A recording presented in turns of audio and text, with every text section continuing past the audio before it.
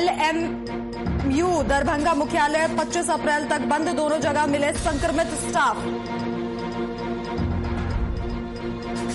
जाप सुप्रीमो पप्पू यादव ने सरकार पर साधा निशाना, कोरोना महामारी को लेकर सरकार ने नहीं किए इंतजाम, कहा कोरोना की दवाओं की कालाबाजारी कर रही सरकार।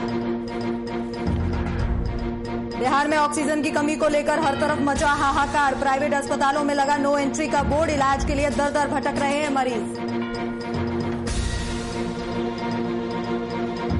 मुजफ्फरपुर में कोरोना महामारी को लेकर विधायक ने चिंता की जाहिर, कांग्रेस विधायक विजेंद्र चौधरी ने दिया 1 दिवसीय का धरना, बिहार में पंचायत चुनाव को स्थगित करने की मांग।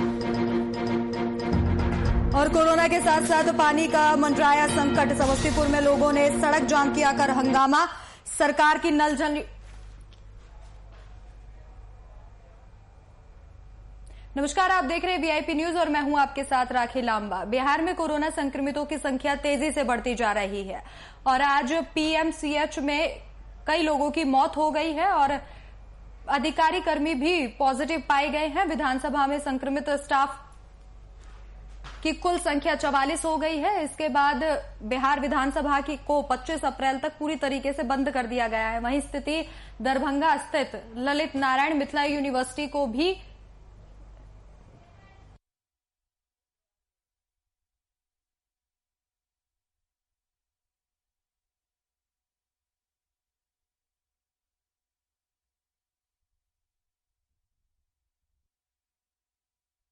दो दिनों के अंदर ही वहां 5 कर्मी कोरोना संक्रमित हो गए हैं और इसी को देखते हुए आनन फानन में यूनिवर्सिटी मुख्यालय के सभी कार्यालय को 25 अप्रैल तक के लिए बंद करने का आदेश जारी कर दिया गया है। इस दौरान बेहद जरूरी काम हो तभी कर्मचारियों को मुख्यालय आना होगा।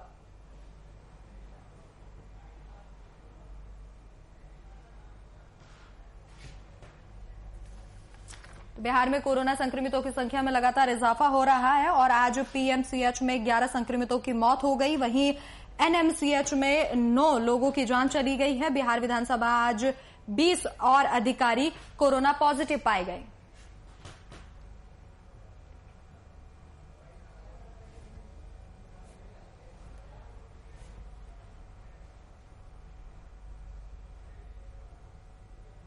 कोरोना को लेकर पूर्व सांसद पप्पू यादव ने सरकार पर लगातार हमलावर हैं और इस दौरान पप्पू यादव ने कहा कि राज्य सरकारों ने कोई भी इंतजाम नहीं किया। अस्पताल में ना तो बेड बढ़ाए गए हैं और ना ही अस्पतालों में ऑक्सीजन की व्यवस्था की गई है। वहीं यही नहीं, जो भी कोरोना की दवा है उसकी भी कालाबाजारी की जा रही है। वहीं पूर्व सांसद ने बंगाल चुनाव को 8 चरण करने पर भी चुनाव आयोग पर देशद्रोह का मुकदमा चलाने की मांग की।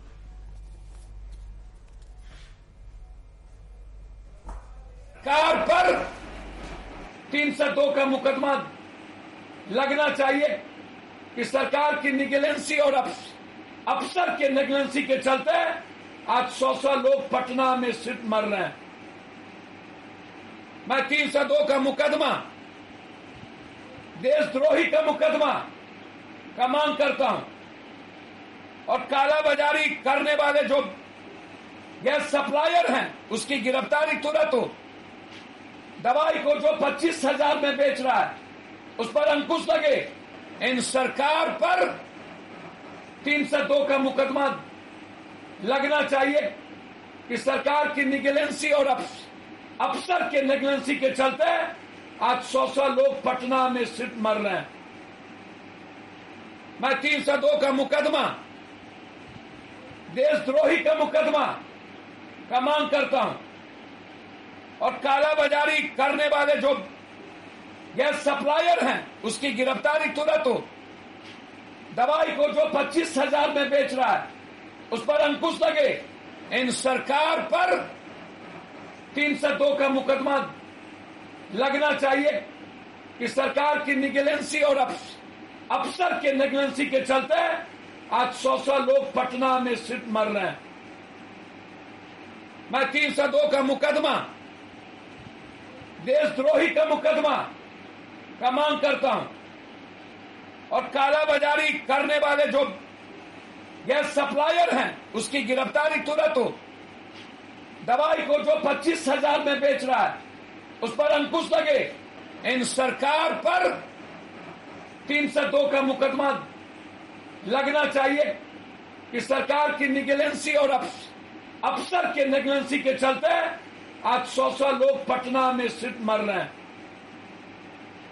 मैं 302 का मुकदमा, देशद्रोही का मुकदमा का मांग करता हूं और कालाबाजारी करने वाले जो गैस सप्लायर हैं उसकी गिरफ्तारी तुरंत हो।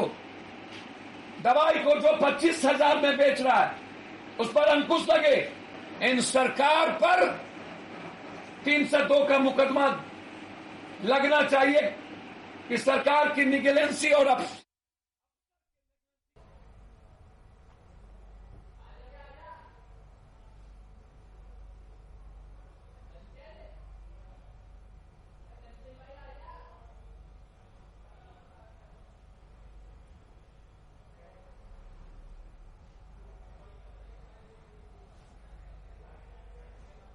कोरोना के दूसरे स्ट्रेन ने देश भर में हाहाकार मचा रखा है। हालात इतने बदतर हो गए हैं कि अब बिहार में स्वास्थ्य सुविधाओं की पोल खुलने लगी है।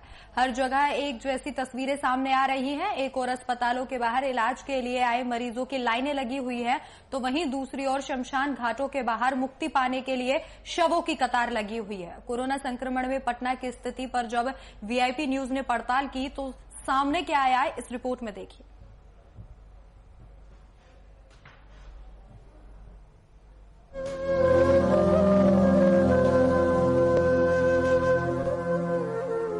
कोरोना महामारी पूरे विश्व पर महासंकट बनकर टूट पड़ी है। कोरोना के पहले स्ट्रेन ने पूरे विश्व में अफरा तफरी मचा दी थी, वहीं दूसरे स्ट्रेन ने लोगों का जीना मुश्किल कर दिया। कोरोना के महासंकट के बीच अस्पताल में लोगों को इलाज कराने के लिए घंटों इंतजार करना पड़ रहा है, तो वहीं पर कुछ ऐसे लोग भी हैं जिन्होंने कोरोना को एक नहीं बल्कि 2 बार मात दी, तो कुछ बदकिस्मत भी हैं जिन्हें कोरोना ने न चैन से जीने दिया न ही चैन से मुक्ति लेने दे रहा। ये जो तस्वीर आपके टीवी स्क्रीन पर है, ये पटना के बांस घाट की है, जहां कोरोना संक्रमण से मरने वाले लोगों के शवों को जलाने के लिए परिजनों को घंटों इंतजार करना पड़ रहा है। दोपहर तक 9 शव अपने जलने का इंतजार करते रहे। वहीं लकड़ियों पर जलाए जा रहे शवों का कोई हिसाब किताब घाटों पर नहीं रखा जा रहा। जानकारी मांगने पर घाटों पर मौजूद संबंधित शव जला रहे लोग अपना पल्ला झाड़ते दिखे। आपको बता दें कि पटना के बांस घाट पर 24 घंटों में 26 शव जलाए गए। इतनी तेजी के साथ शव को जलाने की प्रक्रिया के कारण बांस घाट पर मौजूद विद्युत शवदाह गृह कई बार बंद भी हो गए। मजबूरी में मृतक के परिजन शव का अंतिम संस्कार लकड़ियों पर ही करते नजर आए।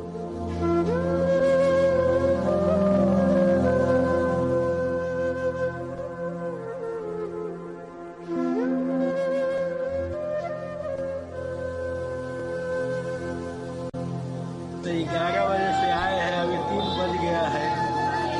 अभी इंतजार कर रहे हैं, लाइन लगा हुआ है। अभी लाइन लगा हुआ, अभी हम लोग का अभी 2 के बाद तीसरा नंबर है। 4,000 हम लोग हिसाब किताब नहीं रखते। तो मतलब यहाँ कैसे पता चलता होगा कितने बॉडी पॉजिटिव ब्लड है? वहाँ निगम का ऑफिस है, ऊपर में जाइए, वहाँ रजिस्टर मेंटेनेंस होता है। घाट पे कोई मेंटेनेंस नहीं हो रहा है? नहीं, यहाँ हम लोग लकड़ी वाला है, लकड़ी हम लोग आता है, पार्टी बोलते हैं, लकड़ी तोलिए मेरा बॉडी जलाना। तो कोई तो यहाँ होगा ना अधिकारी जो ये देख रहा होगा कि कितने बॉडी जल रहा है। अधिकारी तो ऊपर निगम में जाइएगा, वही बता सकते हैं। एक तरफ कोरोना से मौतों का सिलसिला जारी है, तो वहीं दूसरी तरफ प्रशासन पर मौतों के आंकड़े को छिपाने का भी आरोप है। इस संक्रमण में मरने वाले लोगों को जलाने के लिए पटना के बांस घाट के साथ ही साथ राजधानी पटना स्थित गुलबी घाट विद्युत शवदाह गृह में भी अव्यवस्था देखी गई। हालात ऐसे हैं कि एनएमसीएच में संक्रमण से मौत होने के बाद लोग अपने परिजनों के शव को लेकर बांस घाट ही पहुंच रहे हैं। ये हम लोगों ने इसका निरीक्षण किया था और उसमें पाया था कि आधे से अधिक जो विद्युत सौदागृह है वो खराब है। तो नगर आयुक्त पटना को हमने पत्र लिखा था और बात भी किया है, और उनकी टीम लगी हुई है कि उसको सभी को फंक्शनल किया जाए। और शुरू में सिर्फ बांस घाट पर ये इस प्रकार का अंतिम संस्कार हो रहा था। अब हम लोगों ने 3 घाट को चिन्हित कर दिया, इसमें बांस घाट, गुलबी घाट और खाजे कला घाट जो पटना सिटी में है। तो अब इस प्रकार की भीड़ एक घाट पर नहीं हो रही है। हम लोग उसको नजर रख रहे हैं, किसी को असुविधा नहीं हो। कोरोना के दूसरे स्ट्रेन ने कोरोना मरीजों की मुश्किलें बढ़ा दी। जैसे जैसे संक्रमितों की संख्या बढ़ती जा रही है, वैसे वैसे अस्पतालों में बेड भी भरते जा रहे हैं। अब संक्रमितों को अपने घर पर ही इलाज कराना पड़ रहा है, जहां ऑक्सीजन सिलेंडर की जरूरत पड़ रही है। कोरोना संक्रमण की रफ्तार में तेजी की वजह से अस्पतालों और घरों में ऑक्सीजन सिलेंडर की कमी देखी जा रही है।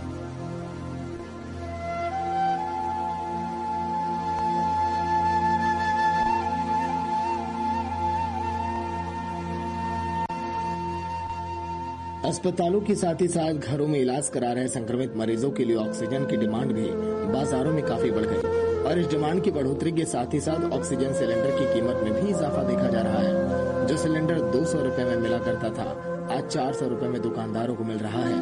3-4 महीने पहले अमूमन प्रत्येक दिन बाजारों में लोगों की डिमांड पर 5 से 10 ऑक्सीजन सिलेंडर की सप्लाई होती थी, पर इन दिनों रोजाना 40 से 50 यूनिट ऑक्सीजन सिलेंडर बाजारों में महंगी दरों पर सप्लाई हो रही है। ऑक्सीजन से पहले की अपेक्षा देखी जाए तो अभी बहुत ज्यादा काफी डिमांड बढ़ गया है। पहले 1 गुना खपत था, अभी 3-4 गुना बढ़ गया है। ऊपर से हम लोग को फैक्ट्री से माल नहीं प्रोवाइड किया जा रहा है, इसलिए कस्टमर को देने हम लोग काफी दिक्कत आ रही है। एक तरफ कोरोना मरीजों की संख्या में इजाफा, दूसरी तरफ लगातार हो रही कोरोना से मौत। एक तरफ मुक्ति पाने के लिए अपनी बारी का इंतजार करते शव, तो वहीं दूसरी तरफ अस्पतालों में बेडों का इंतजार करते मरीज। क्या है स्थिति, ये तो सामने आ चुकी है। भले ही सरकार कोरोना के रोकथाम के लिए खुद को सक्षम बता रही हो, कोरोना मरीजों को ऑक्सीजन की हो रही कमी को कब और कैसे पूरा किया जा सकेगा, ये भी एक बड़ा सवाल। स्वास्थ्य व्यवस्था की जमीनी हकीकत क्या है, ये तो वीआईपी न्यूज की पड़ताल में सामने आ गया। ऐसे में कई सवाल हैं जो अभी भी मन में उठ रहे हैं। फिलहाल इन हालातों से सरकार कैसे निपटती है, ये तो आने वाला वक्त बताएगा। वीआईपी न्यूज के लिए पटना से संवाददाता अनिल कुमार के साथ खुशबू राय की रिपोर्ट।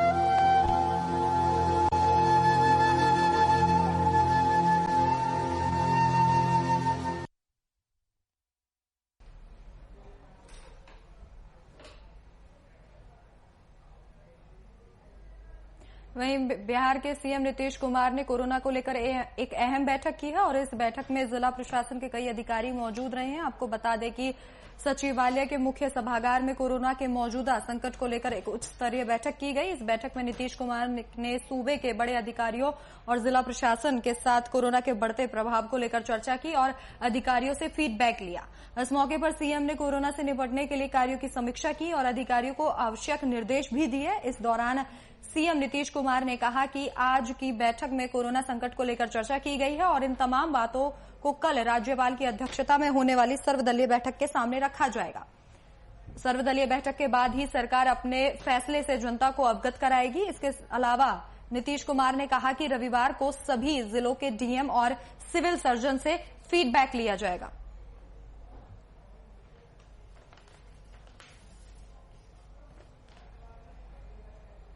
बातचीत और पूरी जानकारी लेकर के और क्या करना, और आपको मालूम है कल एक मीटिंग होने वाली ऑल पार्टी के साथ मीटिंग भी होगी, गवर्नर साहब ने आमंत्रित किया है।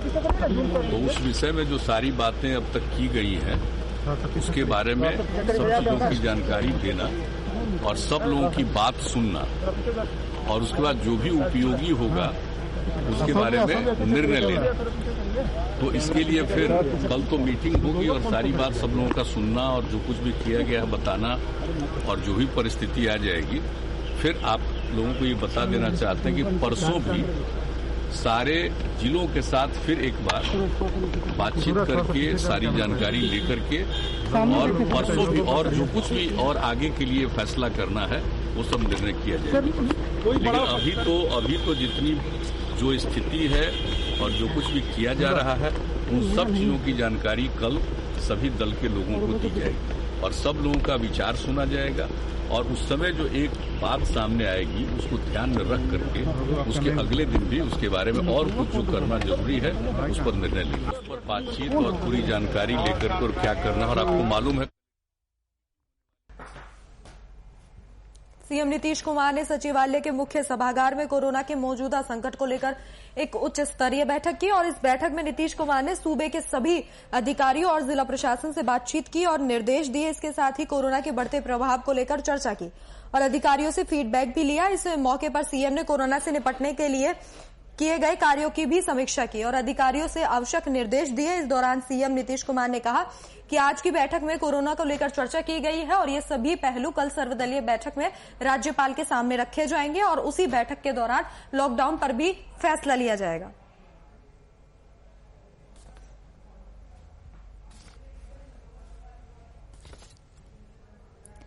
तो कल सर्वदलीय बैठक है और इस बैठक से पहले आज सीएम ने जिला प्रशासन के कई अधिकारियों के साथ बैठक की सचिवालय में और उन्होंने कहा कि कल लॉकडाउन पर फैसला किया जाएगा। इसी के साथ रविवार को सभी जिलों के डीएम और सिविल सर्जन से फीडबैक लिया जाएगा।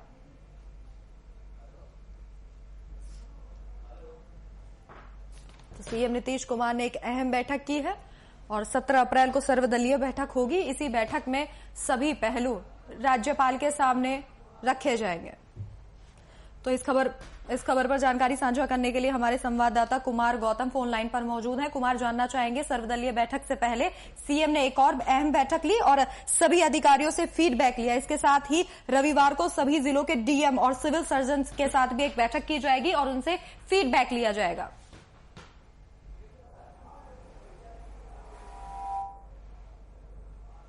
वो भी मौजूद थे, अधिकारी भी मौजूद थे, क्योंकि बिहार में कोरोना को लेकर के जो ग्राफ तेजी से बढ़ रहा है और मरीजों की संख्या जिस तरह से बढ़ रही है, अब ये बिहार पूरी तरीके से सरकार और प्रशासन के लिए एक चुनौती बन गई है, क्योंकि जो लोग बाहर से आ रहे हैं वो भी बिहार के अंदर कोरोना का संक्रमण लेकर के आ रहे हैं और जो लोग बिहार में हैं वो बिना किसी सिम्टम के ही कोरोना से ग्रसित हो रहे हैं। तो बढ़ते हालात को देखते हुए मुख्यमंत्री चिंतित है।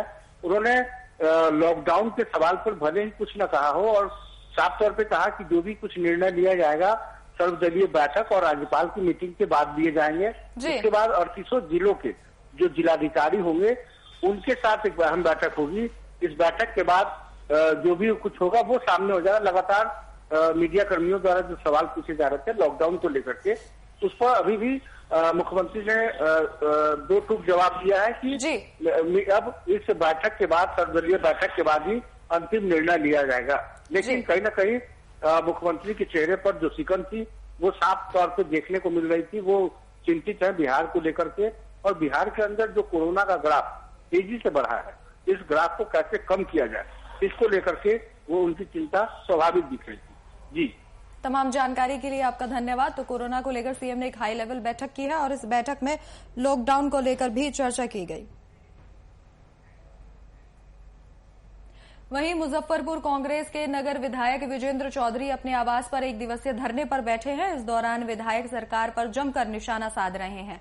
मीडिया से बात करते हुए उन्होंने कहा कि 5 राज्यों में चुनाव नहीं होना चाहिए था, इसे टाल देना चाहिए था। बिहार में होने वाले पंचायत चुनाव को भी टालने की जरूरत है क्योंकि कोरोना का संक्रमण लगातार बढ़ता ही जा रहा है। वहीं उन्होंने बढ़ते संक्रमण के खतरे को देखते हुए कहा कि मुजफ्फरपुर में पता ही कोविड सेंटर चालू होना चाहिए क्योंकि 500 बेड के इस अस्पताल में पिछले साल अच्छी व्यवस्था थी लेकिन इसे बंद कर दिया गया है।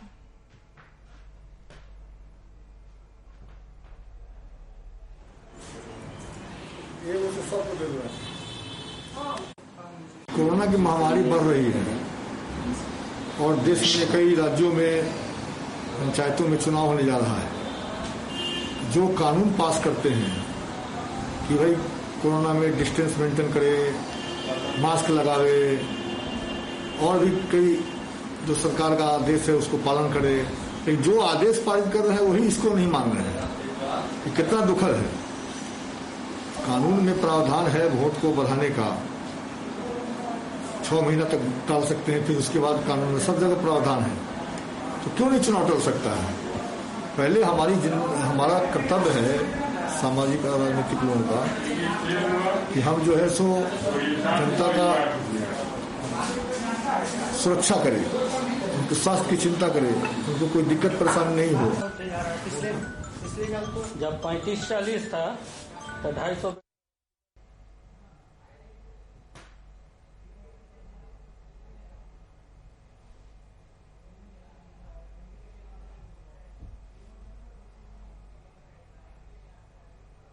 वहीं बिहार में ऑक्सीजन को लेकर हर तरफ हाहाकार मचा हुआ है। प्राइवेट अस्पताल में नो एंट्री का बोर्ड लगा दिया गया है। कोरोना पॉजिटिव मरीजों की बेचैनी लगातार बढ़ती जा रही है। इसके साथ ही लोगों को रुपए रहते इलाज के लिए दर दर भटकना पड़ रहा है। ऐसे में पटना का एक व्यक्ति अपनी गाड़ी से ऑक्सीजन सिलेंडर मरीज के घर तक पहुंचाता है और कोरोना फेज 1 में कोरोना से ग्रसित होकर कोरोना के दर्द को समझने वाले इस ऑक्सीजन मैन ने ऑक्सीजन सिलेंडर मरीजों तक पहुंचाने का बीड़ा उठाया है।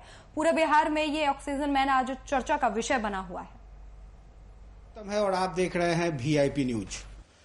बिहार में कोरोना का ग्राफ तेजी से बढ़ रहा है, बल्कि यूं कहें कि जितनी तेजी से पैर पसारता जा रहा है, बिहार के लिए मुश्किल का वक्त है। सरकार, प्रशासन, तमाम लोग इस वक्त लगे हुए हैं कि इसको किस तरीके से रोका जाए।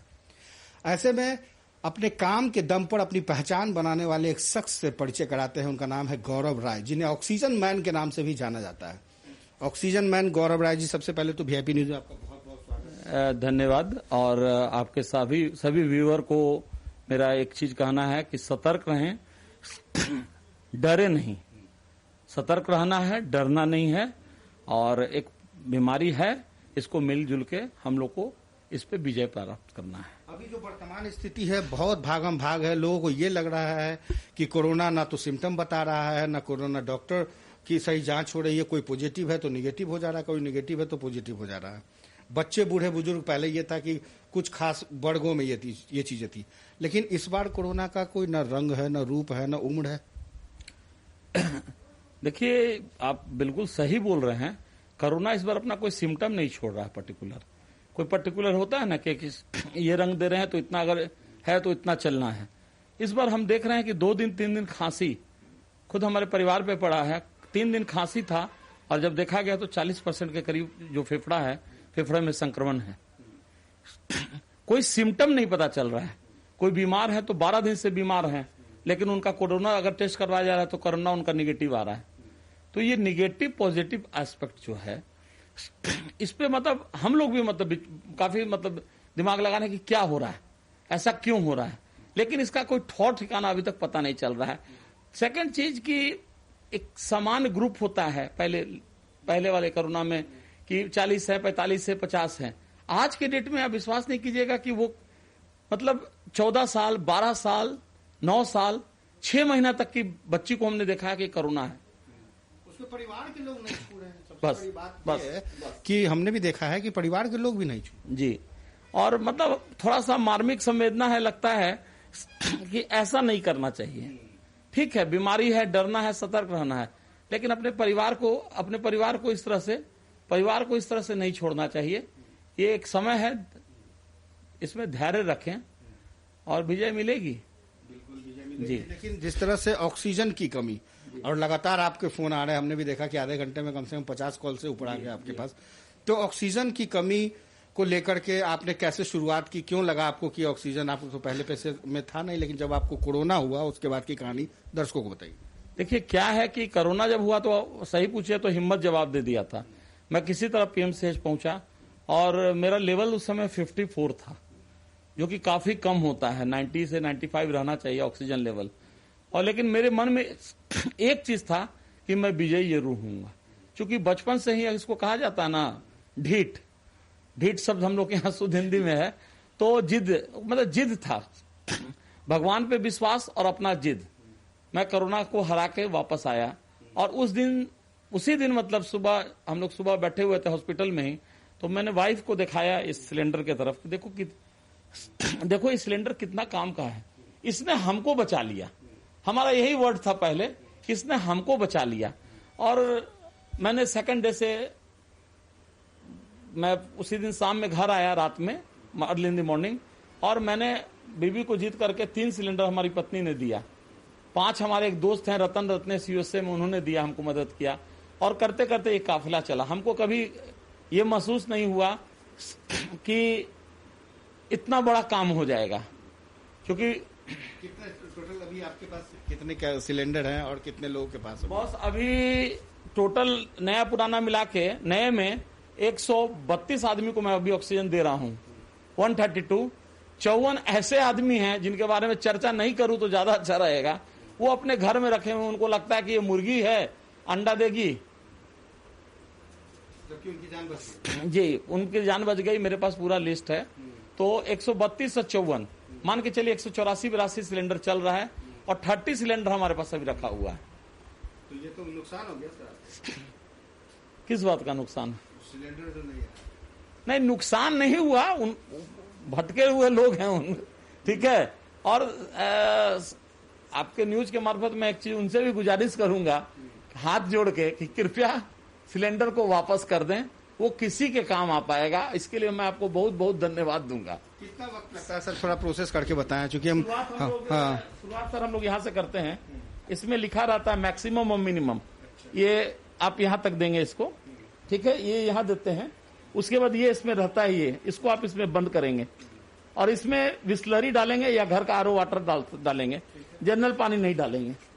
ये यहाँ से आके ये बंद हो गया। उसके बाद आपका ये सर ये होता है, ये इसको यहाँ लगाते हैं और ये हो गया। देन आप इसको देखिए ऐसे पकड़ेंगे, ये आपके सामने रहेगा और इसको हल्का पुश करेंगे, ठीक है, और इसको बहुत प्यार से उठाइए, क्योंकि ये सबसे कमजोर पार्ट है। आप देखेंगे यहाँ पे ये लेवल है, ये लेवल आ जाता है, ये काफी ज्यादा लेवल है, यहाँ पे दिखता है। अब देखिए ये 4 पे आ रहा है, ये 2 पे आ रहा है, ये 2 पे आ रहा है, ये 1 पे आ रहा है, और इसी हिसाब से ये चलता है। उसके बाद मास्क यहाँ लगता है, जिस मास्क भी हम प्रोवाइड करते हैं। तो 2 मिनट हमको मैक्सिमम लग रहा है इसको चालू करने में। आपने जैसे देखा, लगाने से लेके चालू करने तक। और ये 10 लीटर का सिलेंडर है। 10 लीटर का सिलेंडर, हाँ, इसके लिए कितने घंटे? ये चलेगा, अगर 1 पे चलाएंगे तो ये करीब करीब 6 से 7 घंटा चलेगा। 2 पे चलाएंगे तो ये 5 घंटा तक चलेगा। इट डिपेंड्स कि उनकी नीड कैसी है। वर्तमान जो सिचुएशन है उसमें ऑक्सीजन की सबसे ज्यादा डिमांड जी। उनको क्या देखना है, जो पहले वाले कोरोना या सेकेंड इसमें बहुत बड़ा, पहले वाले की अगर बात करेंगे तो हमने 1103 लोगों को दिया था, जिसमें से 32 आदमी नहीं रहे और 134-64 आदमी हॉस्पिटल गए, लेकिन बाकी जितने थे सब घर पे रह के सर्वाइव हो गए। लोगों से ज्यादा की जान जी। इस बार अभी तक 236वां हो चुका है। आज सुबह तक जो हमने दिया है 236, और 3 आदमी का आप देख रहे होंगे ये सिलेंडर तैयार करके रख रहा हूं मैं। जो लोग आपसे संपर्क करना चाहेंगे जी, इस बार मैंने मेरा नंबर है 930-840-9095, 9308409095। बहुत बहुत धन्यवाद आपका जी। क्योंकि ये पूरे बिहार में लगभग सभी जिलों में जहां भी इमरजेंसी फोन आता है, ये खुद के खर्चे से वहां तक मरीजों तक पहुंचाते हैं। ये बहुत बड़ी बात है, क्योंकि बिहार इस वक्त ऐसे सिचुएशन से जूझ रहा है जहां सरकार और प्रशासन तो अपना काम कर ही रही है, लेकिन अगर सामाजिक संगठन के लोग यदि ऐसे ही पहल करेंगे तभी जाकर के कोरोना के इस जंग से विजय पाई जा सकती है। Kumar Gautam, VIP news, Patna. तो फिलहाल इस वक्त के बुलेटिन में मेरे साथ इतना ही। देश और दुनिया की तमाम बड़ी खबरों के लिए देखते रहिए वीआईपी न्यूज। नमस्कार।